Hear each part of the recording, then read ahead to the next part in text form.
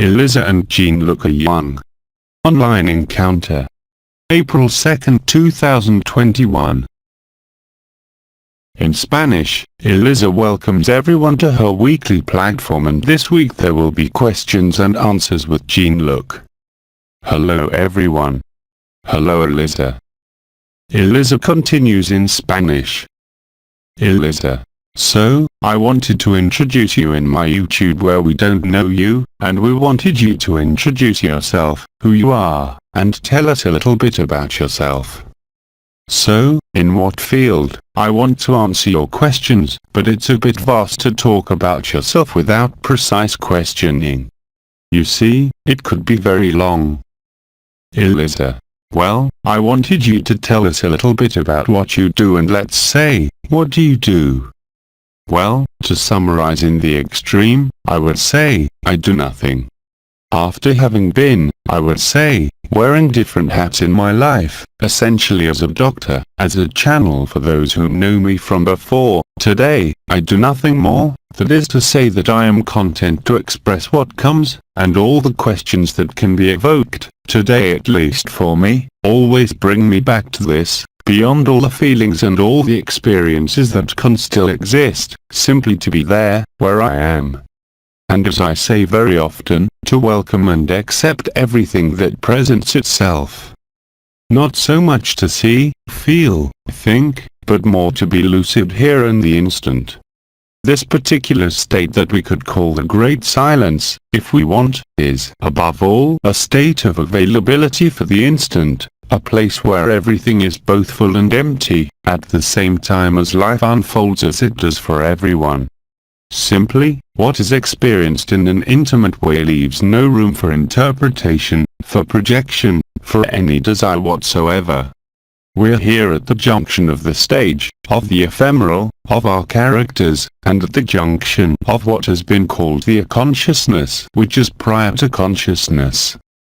This so-called natural state, as it is called, is filled with tranquility, peace, whatever the character says and whatever the character experiences. Elisa. But I wanted to ask you a question, to pass on a question.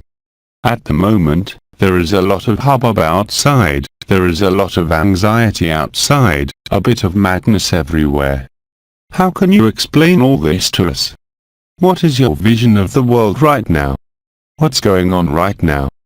So, all of this has been called in different ways, whether it is the dream that ends in a nightmare, whether it is the chaos, this chaos that has been announced by the speakers that I channel, or by myself for that matter, we are witnessing in real time, in a very concrete way, the total dissolution of the matrix of the dream, whether it is at the level of society, of the individual, of the groups, and at the intimate, interior level.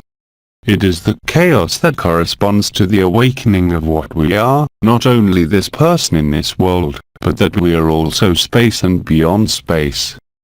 We are prior to the world, and to find this state actually puts us even more in the acceptance of this nightmare. At no time is this a punishment or a mistake, but a scenario, a script, that has always been written. As I have said over and over again, as have the speakers, the further we go into this scenario, the more chaos will become apparent, not only on Earth but also in the skies, in the sky. And that's what's happening right now. The paradox could be here, if I may say so, that the more chaos grows, the more peace grows, from the moment you no longer believe in what is happening even if you are living it. All those who live this natural state, we tell you again and again, it is only a dream, it is only a nightmare. Elisa. Yes, but Jean-Luc, I wanted to tell you that the majority of people, even those who are listening to you in my channel, do not understand this. They can't understand it. As long as you have not, as Krishnamurti said, as long as you have not gone to the other side, it is totally incomprehensible.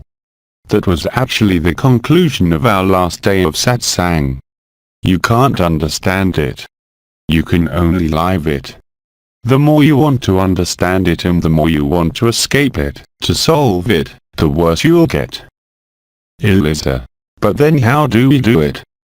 As long as you don't understand in full what it means to turn within, you will be pursued by your fears, your projections. I repeat what I have always said, since the beginning of other dimensions, all that we live, all that we believe in form, in time, in space. The image is frozen from the screen of JLA. It came back. I said, everything we can touch, everything we can think, everything we can understand, has no substance and is totally unreal. There is no more spirituality, no more identity, no more world. You're beyond all form, beyond all time, beyond all space. You do not have to believe me. You do not need anyone. But you must sincerely accept to really turn within yourself, where there is no more projection, there is nothing but beatitude. For months and months now, we have been warned, for a year now, that chaos would unfold more and more. And it is in this chaos that you must imperatively, necessarily, find yourself. You are life, you are not your life. You believe you're an entity. You believe you're a spiritual being. You are not even the light. You're prior to the light. The world, the creation is only passing. We have always been here.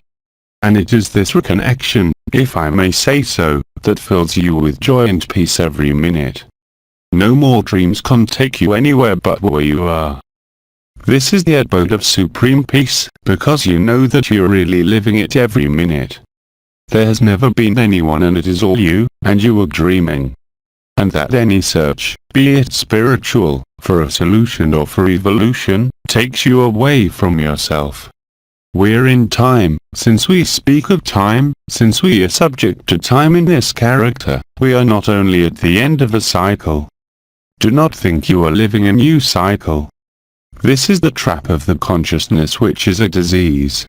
Stand still where you are, in yourselves, where you find yourself instantly. Elisa. So, you're telling us that this is the end of, let's say, the dream. It's the end of the dream of creation. It's the end of the creation myth. It is the end of the swindle of the consciousness. While making it clear that from the point of view of the absolute, of this natural state, I can say unequivocally, how could that which never existed, never began, end? This is still a dream. When you come out of Plato's cave, Plato's famous allegory of the cave, you know that everything that has been seen in the cave, and in the cave, since the cave, has never existed. I have no way of convincing you of this, but each of you can experience it instantly. Because the circumstances of the dream, in this universe as in all the multiverse, has one and only one purpose. It was all a dream or a nightmare. Elisa. But what sense does it make? No sense, as Nisargadatta said. Nisargadatta would answer, the creation came into being, without reason, without purpose and without cause, and it will disappear in the same way since it is not true. Elisa. That's hard for the character. Laughter, it's hard on the character. What you're saying right now just plain, it's hard for the character to accept. It's impossible.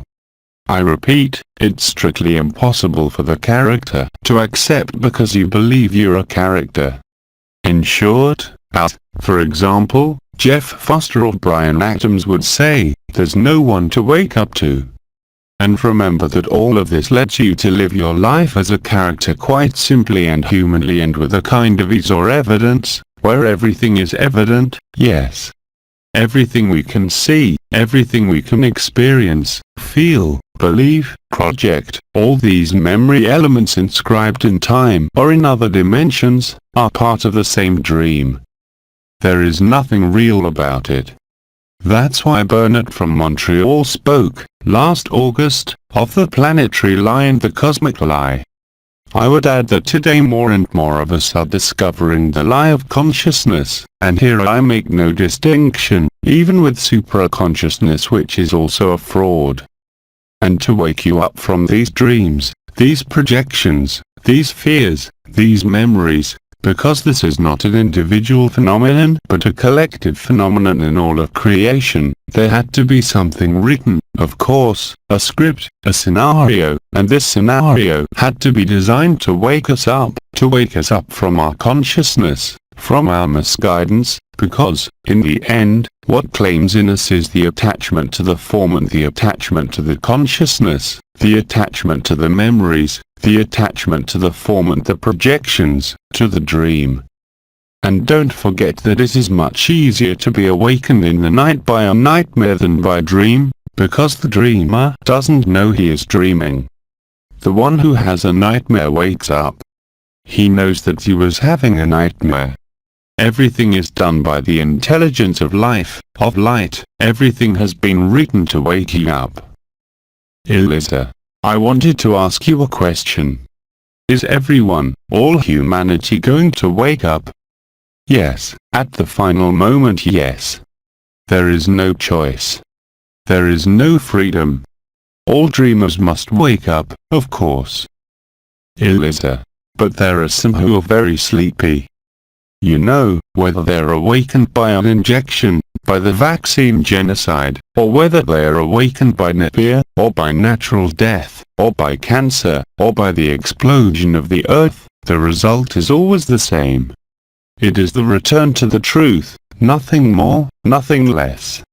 And if I believe the millions of people who are living it today on earth, if I believe my own experience, which I remind you is common to all those who have come out of the dream, the natural state that we call Agapè makes what we are living valid. And as I have always said, when you live it, you can't not believe it. You'll live it. So, whether it's gradual or lightning, because every path is different, the result is strictly the same. It's been called for a long time by the archangels, by the source, the oath and the promise. And I assure you that there is nothing to lose. I assure you that this is the only space in the heart of the heart, in the center of yourselves. You cannot be deceived by anything. There is such a certainty, such a permanence of this state, that it can never be questioned. And then the results, the fruits are there. There is no question of fighting against the character, against the emotions, against the mind. There is simply this acceptance, this welcoming of what is. So, yes, we can call it sacrifice, surrender, but it is, above all, a great appeasement, a great relief. There is no more questioning of anything, of who we are. There are still the questions of the normal life of every human. So, all this, if you like, is going on, as well for me as for so many others today. So of course, many will be, more and more, refusing the nightmare, imagining, I do not know, a new earth, a new dimension, a universal income. But that's not what's going to happen at all. Elisa. So, according to you, the character, now, is going to live the nightmare more and more strongly. The character. Of course. For those who still believe in it, it will become more and more difficult, more and more unbearable on all levels, but everyone knows very well that when a human being has no more solution, then at that moment, he turns to himself. Whether he calls God, prayer, Allah, Buddha, Jesus, depending on where you are in the nightmare, in your scenario, I will answer you that. Don't forget to look inside yourself when you have the impression that there is no way out. At that moment, turn within and the truth will find you very easily. But as long as you still have the slightest pretension about your life, about a future or a becoming, in reality you cannot live acceptance. And as long as you are dreaming, it is not possible to wake up. That's why many people have to face the chaos of their lives, whether it's the fear of illness, the fear of death, or various shortages. It doesn't matter. You think it matters because you think it does. But as soon as you come out of the dream, just by accepting what is, then you're really free. You cannot escape from yourselves. Cosmic circumstances, we have said many times that the Alpha and the Omega are coming together, but you have to stop believing in all these stories, waiting for a god, a savior, an alien or a master, or waiting for better living conditions or health, takes you away from the truth in the same way. The truth, as Enlil said in his very first coming in 2008, before the celestial wedding, was Hikatnungs. Here and now, there is only that. This here and now will become more and more important until you can no longer escape from yourselves. I repeat with great joy and certainty, none of us has a choice. As long as you believe you have a choice, you'll suffer. Suffering is a nightmare.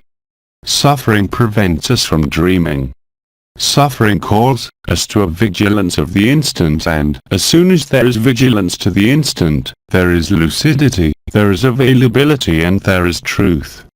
All the rest are only strategies found by your ego, by memories, by society or by spirituality, which veil the truth.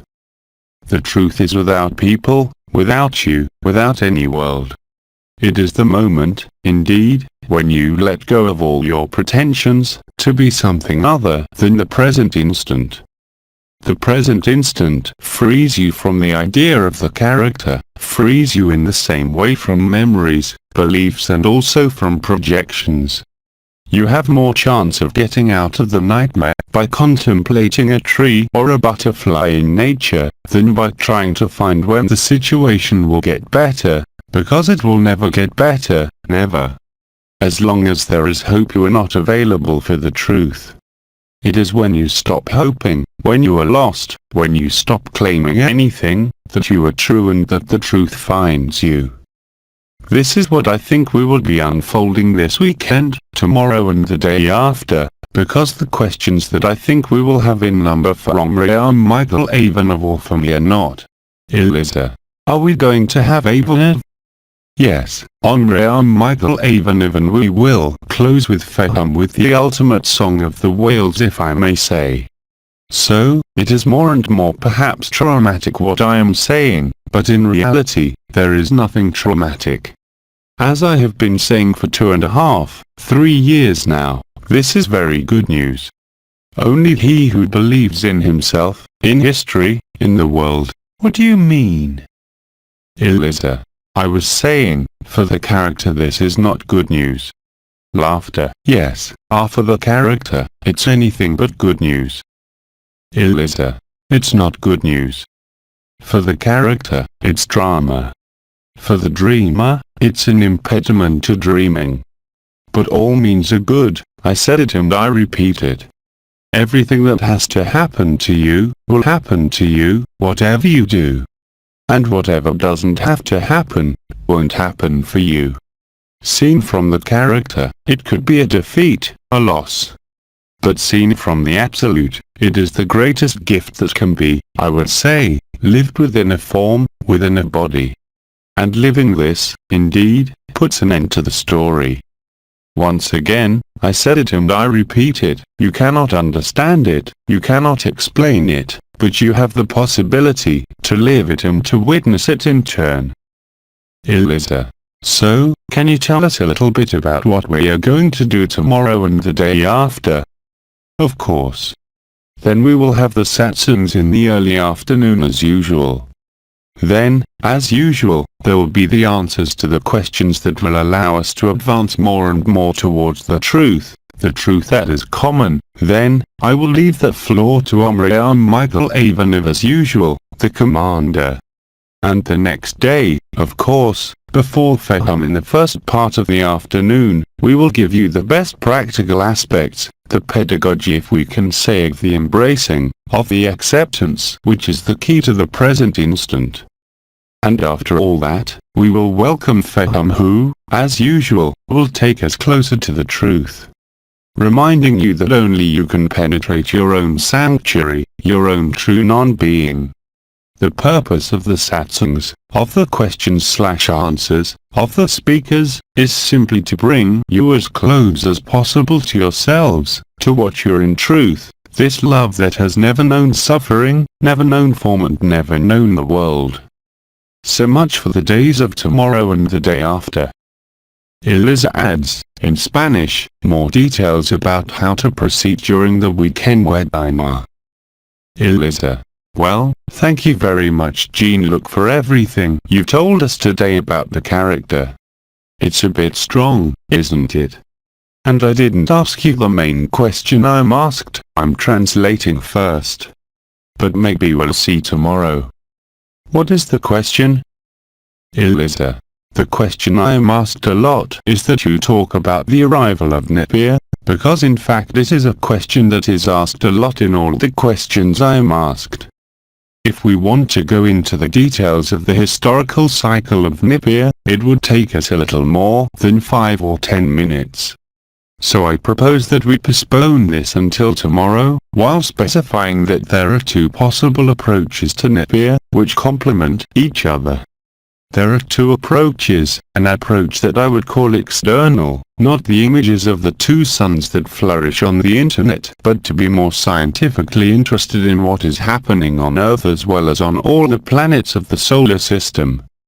There are real important disturbances that have already started 30 years ago and that are in their final or terminal phase, if I may say so. But it involves much more than Napier. It is also the appearance of dead stars and black holes in our solar system. We'll talk about that tomorrow because it's a bit of a long development, but there is a much more direct approach, which is to live Napier in your heart, if I may say so. I remind you that everything we see, perceive, live outside, is a simple projection, a simple dream. And if you want to apprehend Napier within you, there is no need for technique, ritual or crystal. You simply have to be present here and now and welcome Napier in your heart without question, not to visualize anything, not to expect anything, not to see anything. It does not matter if you call it Napier, Heckelubus, it does not matter. But if you are sincere at that moment, you will experience this joy inside you that will sparkle everywhere. So Napier, on the outside, is the great destroyer of the Sumerians. Elisa. Of whom? The great destroyer of. The great destroyer of the Sumerians, Mark. While inside, it is a firework of deliverance. These will be my final words for tonight, laughter.